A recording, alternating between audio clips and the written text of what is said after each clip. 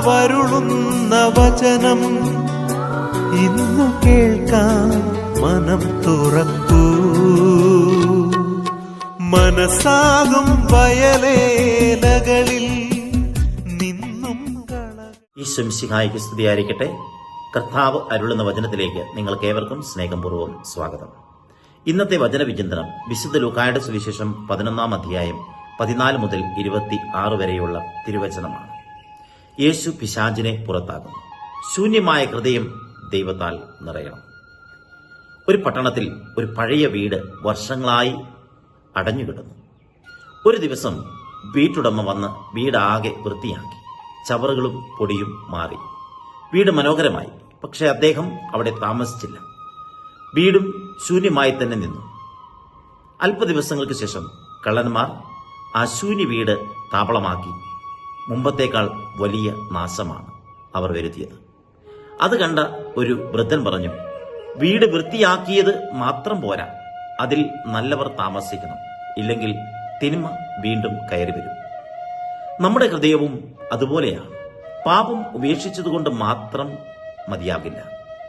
ക്രിസ്തുവിനെ ഹൃദയത്തിൽ സ്വീകരിച്ച് അവിടുത്തെ സ്നേഹത്തിലും വചനത്താലും നിറയ്ക്കണം. വചനവിചിന്തനം. ഈ ഭാഗത്തിൽ യേശു ഒരു ഭൂതബാധിതനെ സുഖപ്പെടുത്തുന്നു. ചിലർ അതിനെ അംഗീകരിക്കാതെ ബെൽസെബൂലിന്റെ ശക്തിയിലാണ് യേശു ഭൂതങ്ങളെ പുറത്താക്കുന്നത് എന്ന് ആരോപിക്കുന്നു. അതിന് യേശു വ്യക്തമായി മറുപടി നൽകുന്നു. സ്വയം വിഭജിക്കപ്പെട്ട ഒരു രാജ്യം നിലനിൽക്കുകയില്ല. സാത്താനെ പുറത്താക്കുകയാണെങ്കിൽ അവന്റെ രാജ്യം എങ്ങനെ നിലനിൽക്കും? യേശുവിന്റെ പ്രവർത്തനം ദൈവരാജ്യത്തിന്റെ വരവിന്റെ അടയാളമാണെന്ന് അവിടുന്ന് പ്രഖ്യാപിക്കുന്നു.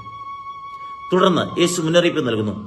ഒരു അശുദ്ധാത്മാവ് പുറത്തുപോയ ശേഷം ശൂന്യമായി കിടക്കുന്ന ഹൃദയം കണ്ടാൽ കൂടുതൽ ശക്തിയോടെ തിരികെ വരും. അതിനാൽ ഹൃദയം ദൈവസാന്നിധ്യത്തിൽ നിറയ്ക്കണം. ജീവിത സന്ദേശം. പാപം ഉപേക്ഷിക്കുന്നത് ആദ്യപടി. ദൈവത്തോടൊപ്പം ജീവിക്കുന്നതാണ് യഥാർത്ഥ വിശുദ്ധി.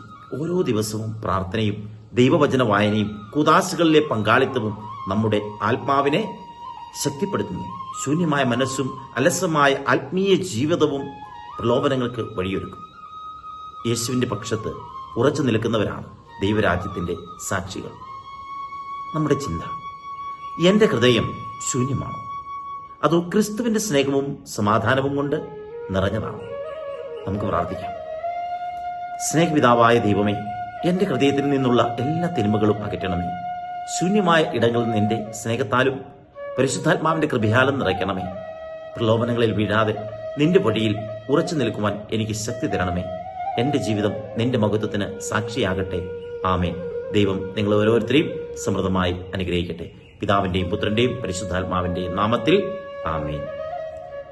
കർത്താവരുളുന്ന വചനം ഇന്നു കേൾക്കാൻ മനം തുറക്കൂ.